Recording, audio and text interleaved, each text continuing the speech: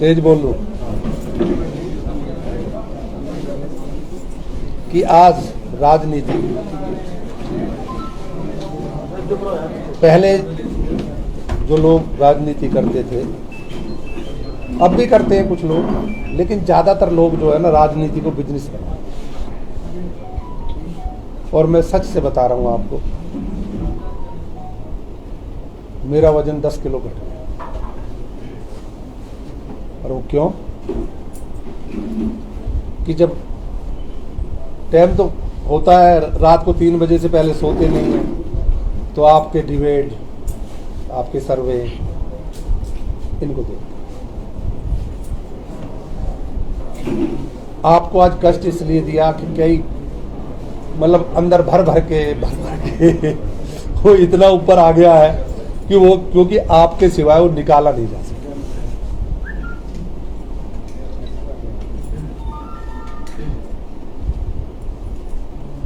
Debate सुन रहा था मैं कि मोदी जी के सामने केजरीवाल जी को 60-40% प्रधानमंत्री का दावेदार। बुरा ना मानना मेरी बात को, मैं सच बोलता हूं, चाहे अच्छा लगे या बुरा लगे। तो जब मैं वो देखता हूं हर रोज ही कहीं ना कहीं से घुमा फिरा के वो कहा जाता है, लेकिन मैं एक बात कहना चाहता हूं मीडिया के बुद्धिजीवी भाइयों से, और मेरा ये यकीन है कि आप सर्वे एक जेन्युइन तरीके से करा दें। जो बड़े नंबर 1 जो चैनल हैं हमारे, वो जो है आजकल सब लोगों पे फोन है, और वो फोन का एक आप पूरा मीडिया सजा दो, एक तरफ मोदी जी को, एक तरफ केजरीवाल जी खड़ा करके और फोन से वोटिंग करा।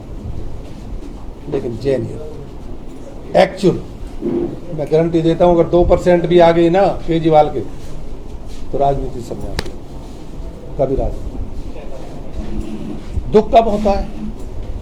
जनता नहीं समझती,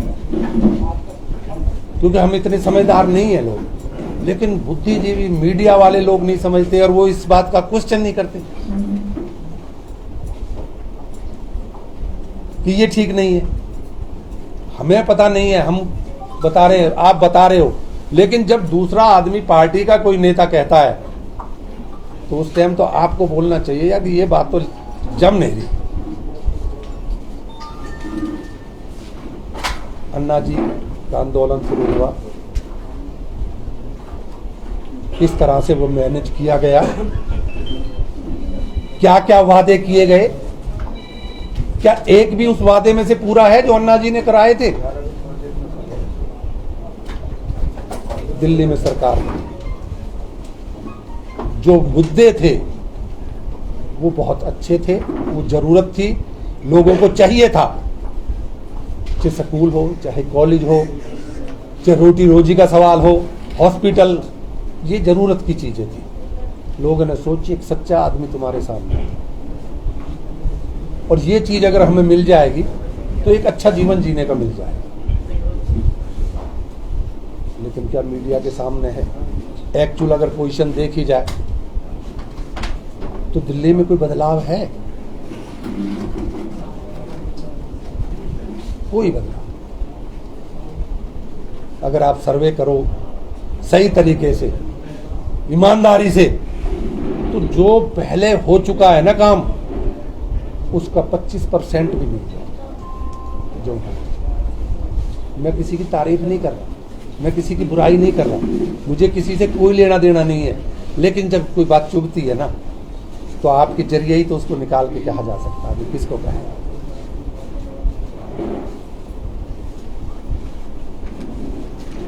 पंजाब में चलेगी, पंजाब में भी वही, चूंकि यहाँ पे हमारे स्कूटर वालों से शुरू हुई, क्या क्या उनने किया वो सबको पता है। किसी से गलती करवा के उसको माफ कर देना। इस तरह के लोगों में एक बहुत अपने आप को ये दिखाना, खैर हर आदमी की कोशिश होती है कि वो अपने आप को अच्छा दिखाए, जिसमें मैं गुनाह नहीं समझता, लेकिन उसमें कहीं कुछ तो सच्चाई होनी चाहिए। सरकार बन गई, कोई बात नहीं। अब पंजाब में चले जाओ, पंजाब में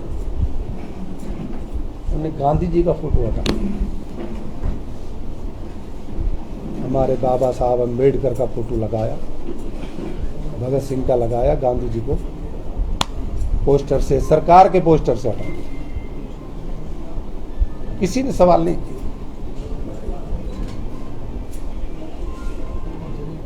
कि ये क्यों हटा दिया। हरियाणा में आते हैं, हिसार से रैली शुरू करते हैं, अपने को हरियाणा का लाल बताते हैं। ठीक है, उन्होंने जन्म लिया, उनका हक है, जन्मभूमि है उनकी, लेकिन जन्मभूमि के लिए और अपनों के लिए तो कुछ करना चाहिए।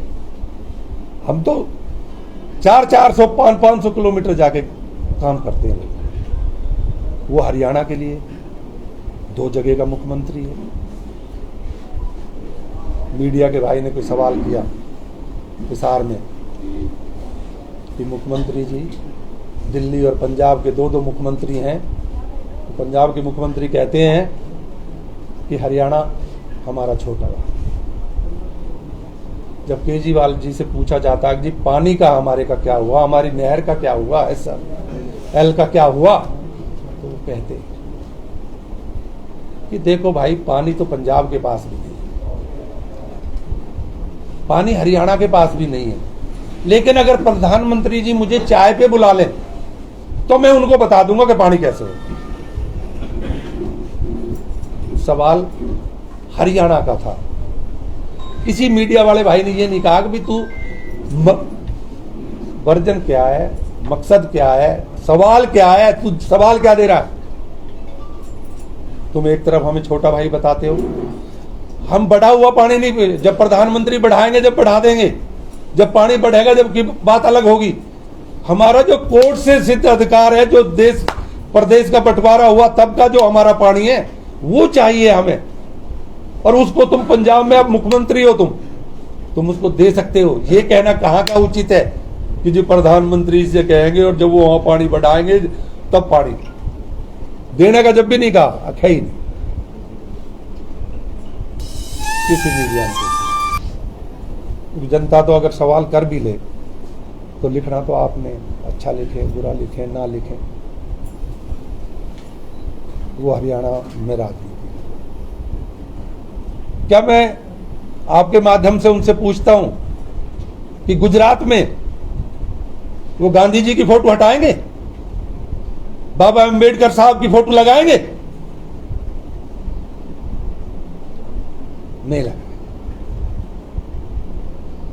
क्योंकि राजनीति, वोटों की राजनीति करते हैं, लोगों की नहीं। मैं देख रहा था उसमें स्कूटर में बैठे हुए पुलिस सिक्योरिटी उनको भेज दी गई, वही सिक्योरिटी, क्योंकि दिल्ली में उनने खुद कहा मुझे मरवाएंगे, दिल्ली वाले मरवाएंगे, मुझे सिक्योरिटी नहीं।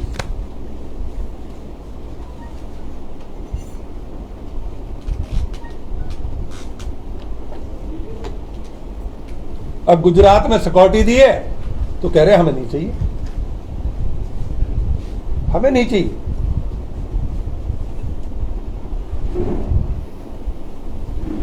अजीब बात। फिर वहां पे मीडिया वाले भाई कि वहां पे मुकाबला आपका है, अगर वो 10 सीट भी निकाल ले ना, मुकाबला तो बहुत दूर की बात है, तो राजनीति छोड़ दो। 10 सीट भी अगर गुजरात में निकाल के आ जाए बीजेपी के सामने, वो 10 सीट नहीं निकाल सकते। और गांधी का फोटो हटा के पंजाब में वो सीट निकालेगा वहां। अगर वहां पे उसको सरकार बनानी होती, जिसको सब जगह सरकार बनानी होती, वो गांधी का फोटो हटाता क्या? देश का प्रधानमंत्री बनने वाला आदमी राष्ट्रपिता का फोटो नहीं हटा सकता, ये सच्चाई है। तो इसलिए प्रधानमंत्री का कैंडिडेट तो जो हम लोग लिखते हैं वो है ही। क्योंकि मैं एक बार एक मीटिंग की थी मैंने, आजकल रोहतक के जो एमपी हैं शर्मा जी, उनने वहाँ मीटिंग रखी हुई थी, उसमें मैं चीफ गेस्ट गया था। तो जब वो मीटिंग हो रही थी तो मुख्यमंत्री के दावेदार की हैसियत से जो है शर्मा जी थे वहाँ स्टेज पे। हमने कहा था भाई हम आपको ही मुख्यमंत्री बनाएंगे अगर आपको लोग ज़्यादा पसंद करेंगे। जब वो बोले तो वो बोलने लगे कि जैसे ही सोनीपत से आगे जो नहर है ना उसको यहीं काट दिया जाएगा, यहाँ के लोगों को पानी दिया जाएगा। मैंने कहा तू मुख्यमंत्री की बात कर रहा है या एमपी बनने की बात कर रहा है? तो आदमी के बोलने से पता लग जाता है कि वो कहाँ तक है, सोच पता चल। हाँ, उसकी सोच पता चल जाती है कि उसकी सोच क्या है, वो करना क्या चाहता है। तो उनको वहाँ एमपी बनना था। तो इसलिए मैंने आपको काफ़ी कष्ट हुआ है, पहाड़ पे चढ़ के आए हैं। दूसरा एक हरियाणा के प्रति भी था।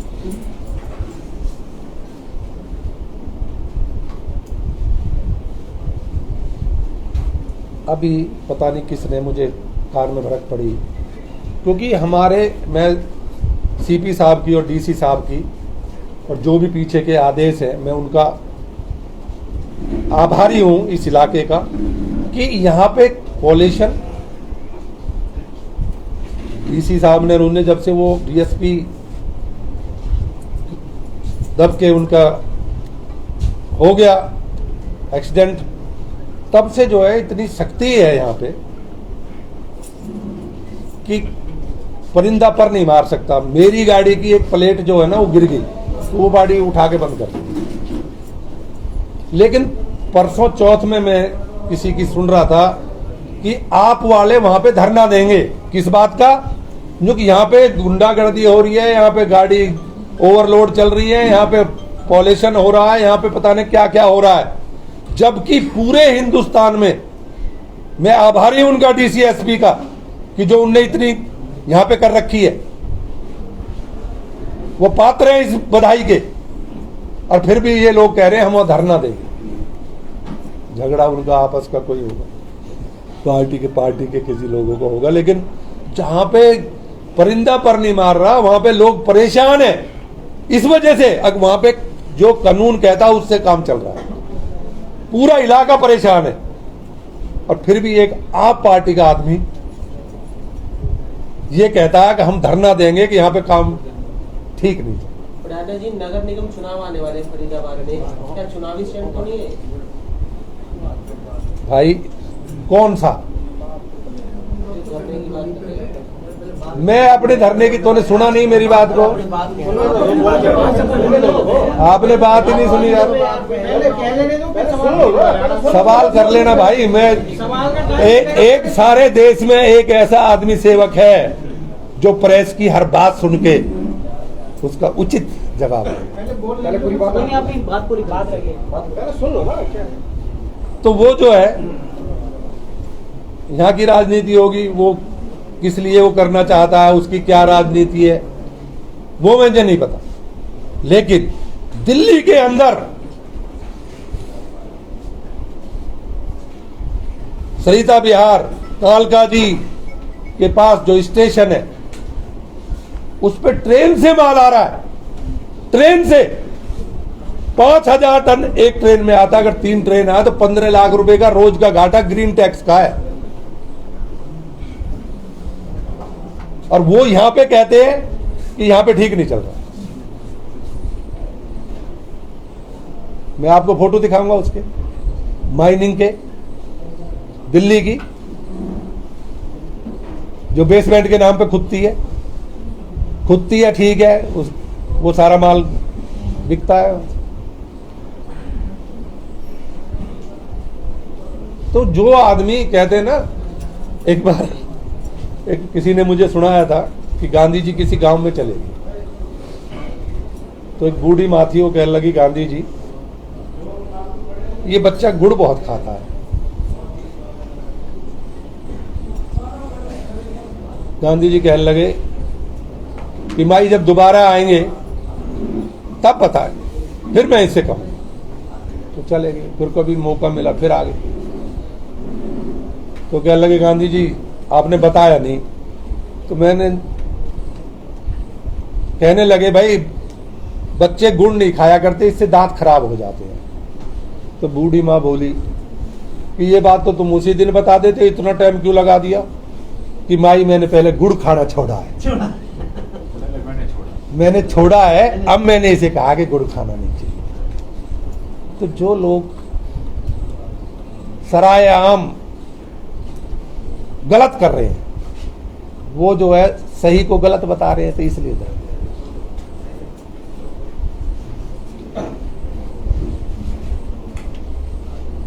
तो बाकी तो आप राजनीति का खेल है, पर मैं आपके माध्यम से कहना चाहता हूं कि हरियाणा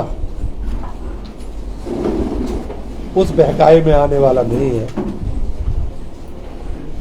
जिसमें पंजाब और दिल्ली आए। राणा जी अचानक केजरीवाल जी से नाराजगी का कारण? सच्चाई बताता हूं, मेरा किसी से मैं आज तक मिला नहीं, कभी नहीं मिला, कभी बात नहीं हुई, कभी फोन नहीं है। नहीं, क्योंकि आप ही मैं बता रहा हूं, मैंने सबसे पहले आपको बताया कि जो मैं उसमें देखता हूं ना, अनजस्टिस सुनता हूं, शर्मे में बहस सुनते हैं, तो उसमें दर्द होता है। सच बात को जो है, लेकिन उसके बावजूद उन्होंने दिल्ली में 3 बार सरकार चलाई और अब ये तो कोई, मैं यही तो आपसे पूछना चाहता हूं कि आप ये बताएं कि ऐसा कौन सा जादू है जिससे वो सरकार बनती है? बांटते हैं, बिजली बिल माफ करते हैं, ये लालच है, कच्चा लालच। देखिए ऐसा, मैं आपको बिजली के बारे में बताता हूं। बिजली 300 यूनिट उनने फ्री कर दी, जरूरत है 300 यूनिट। जब इलेक्शन आता है तो बिल 300 से नीचे का बनता है। जब इलेक्शन खत्म, चाहे तुम्हारी 300 हो या ना हो, फिर 350 का बनता है। तो उस टाइम फ्री हो गई, बाकी इलेक्शन जाते ही वो बिल ही नहीं बनेगा कम, ना पानी का बिल बनेगा कम, वो 21,000 का बनेगा, वो 300 से 400 का बनेगा। तो कहां दे दिया जी? आप सर्वे कराओ दिल्ली में कितने लोगों को मिला है, कौन सा स्कूल में कोई बच्चा पढ़ा है?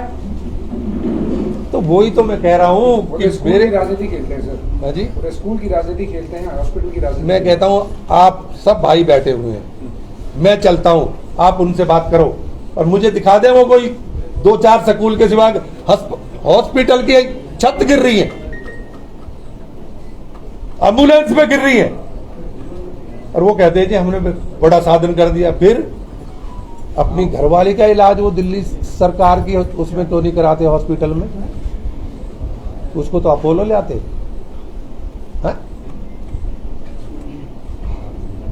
वहीं पे कराएं। भाजपा ज्वाइन कर रहे हैं क्या? हैं? भाजपा ज्वाइन कर रहे हैं क्या जी? आप? भाजपा ज्वाइन कर रहे हैं क्या?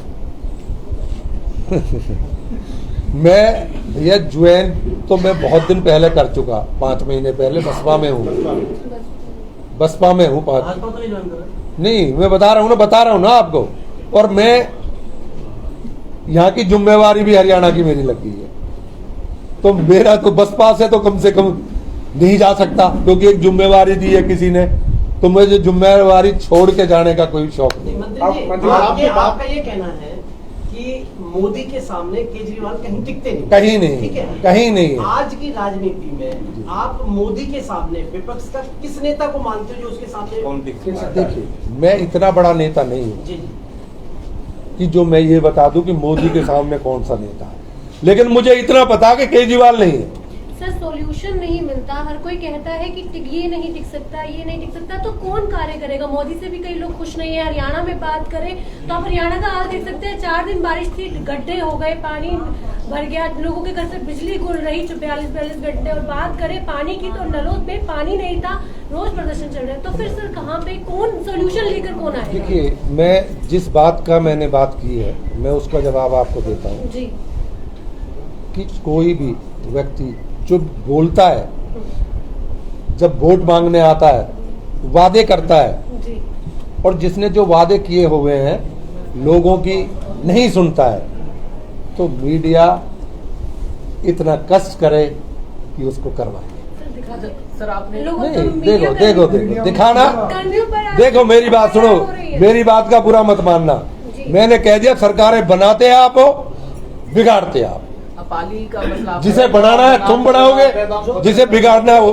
जो नंबर प्लेट का आप जिक्र कर रहे हैं, नंबर प्लेट की वजह से जो है आम आदमी पार्टी ने जिले में आपका विरोध किया है, जो भी है। अरे नहीं, नंबर प्लेट की नहीं, मैं उनने नहीं किया मेरी विरोध, वो तो सरकार का काम था, सरकार ने वो नियम लागू कर रखे हैं, और आप कहती है कि नियम यहाँ है ही नहीं, जबकि वो किसी नियम का पालन नहीं करते। मैं ये कह रहा हूँ।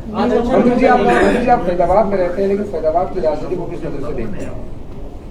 देखिए, राजनीति सब जगह अच्छी भी है और बुरी भी है, ये तो जनता की समझ की बात है, और जनता जब समझेगी जब तुम समझाओगे। तो सर आप समझते हैं क्या, जैसे अब आप कह रहे हैं हरियाणा की जिम्मेदारी बसपा की आपके ऊपर है, जी, तो आप दोबारा से फरीदाबाद में बसपा का नाम उठाने के लिए इकट्ठा किया सबको? देखो मैंने बसपा का तो मैंने आपको बताया अभी थोड़ी देर पहले, बसपा की जब तक मुझे तरीके से जिम्मेवारी के हिसाब से नहीं मिलेगी, जब तक मैं कोई सवाल नहीं उठा रहा, ना जब तक मैं कोई काम कर रहा हूं, क्योंकि जब वो समझेंगे कि जिम्मेवारी देंगे मेरी कंडीशन के ऊपर कि किस तरह से किया जा सकता है, अगर उसी तरीके से करना है तो वो मैं नहीं करूंगा। मंत्री जी, आज हरियाणा में थर्ड फ्रंट की हुंकार भरी जा रही है, तो थर्ड फ्रंट को क्या ऑप्शन मानते हैं? आज मैं इस बारे में कोई डिस्कशन नहीं करूंगा, क्योंकि मैं अगले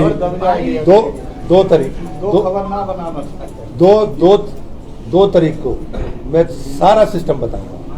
2 तारीख को पाली क्रेशर का जिक्र किया आपने, हाँ जी, अभी आपने प्रदर्शन करने की अरे भैया मैंने नहीं कहा, वो आम आदमी ने कहा है। क्या कारण है आम आदमी पार्टी का प्रदर्शन करने का, क्या कारण है? अब वही तो मैं पूछ रहा हूँ कि वहाँ पे तो जिस चीज को वो कह रहे हैं वो चीज उल्टा है, वहाँ ज्यादा सख्ती है, वहाँ ज्यादा नियम लागू है, वो कह रहा वहाँ लागू नहीं है। मैं इसलिए बता रहा हूँ कि दिल्ली के अंदर हो रहा है, वो मैं सारे फोटो देता हूँ आपको। 2024 में पीएम की दौड़ में क्या मसला भी शामिल है उस दौड़ में? सर मैं अभी अपने हरियाणा की अपनी बात नहीं कर रहा, तो मैं पीएम की बात कहाँ से करूँगा? जी, ये जो पाली क्रेशर का मसला है, महसूल डिपार्टमेंट कह रहा है कोई काम नहीं हो रहा है, आखिर वो क्यों कराना चाहते हैं, अवैध तरीके से काम क्यों कराना चाहते हैं और आप विरोध कर रहे हैं? देखो ऐसा, जिस आदमी को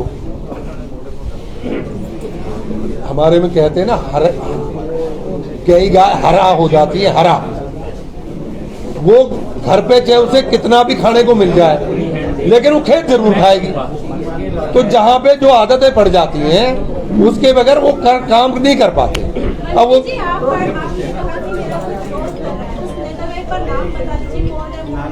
नहीं मेरा नहीं किया उनने, किसी का तो किया, मतलब वो आपस में ही किया उन लोगों। कौन लोग हैं धरने में जो बैठे हैं, क्या चाहते हैं वो? अरे बैठे नहीं है ना, कहा ही है अभी, जब बैठेंगे जब पूछ लेंगे। इससे पहले पाली चौकी के पास बैठे थे। अरे वो मैटर दूसरा था, वो तो जो लोगों का काम रुका हुआ है, वहाँ जो है महकमे ने जो है वहाँ पे गाड़ी खड़ी करने के लिए कार्ड बना दिया है, तो उसका चक्कर है, ये दूसरा चक्कर है। चलवाना चाहते हैं आप?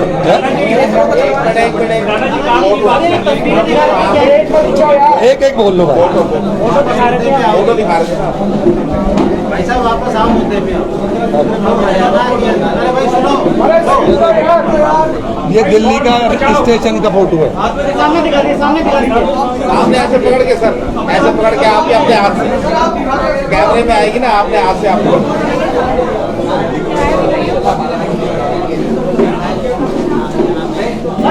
ये सारी है।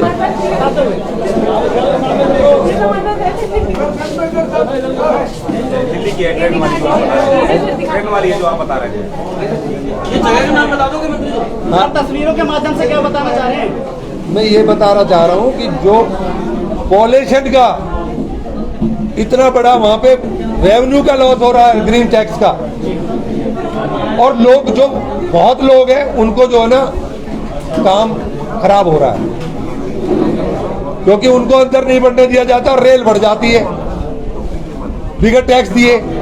वो टैक्स उन पे लगता है तो वो कर ही नहीं पाते, काम ही नहीं कर पाते। ग्रीन टैक्स क्या है इसके बारे में बताइए। दिल्ली में ग्रीन टैक्स पॉल्यूशन का नाम लेके जो है ग्रीन टैक्स लगा है कि ग्रीनरी बढ़ाने के लिए जो पॉल्यूशन करती हैं गाड़ियां उसको प्रॉपर करने के लिए, सही करने के लिए पेड़ लगाने के माध्यम से वो पैसा लिया जाता है।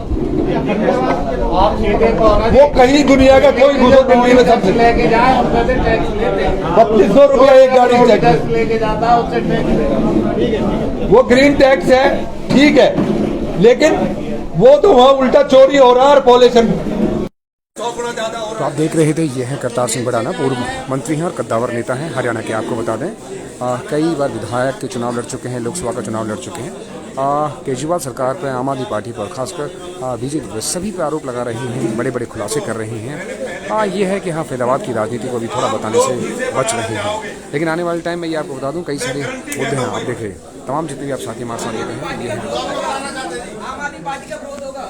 आज मैं ये कह रहा हूँ, मैं विरोध भी नहीं कर रहा, सच्चाई बता रहा हूँ, मैं विरोध नहीं कर रहा। तमाम जितने भी साथी आप देख रहे हैं, आज करतार सिंह भड़ाना ने एक पीसी की थी, प्रेस कॉन्फ्रेंस की थी। तमाम फरीदाबाद शहर के सभी पत्रकार साहब यहाँ पहुँचे थे और कई सारी चीज़ों की कहते हैं कि मीडिया की कार्यशैली से भी नाराज नजर आए, कांग्रेस की कार्यशैली, खासकर केजरीवाल की कार्यशैली से ज़्यादा नाराज नजर आए, उसको लेकर बड़ा खुलासा किया है।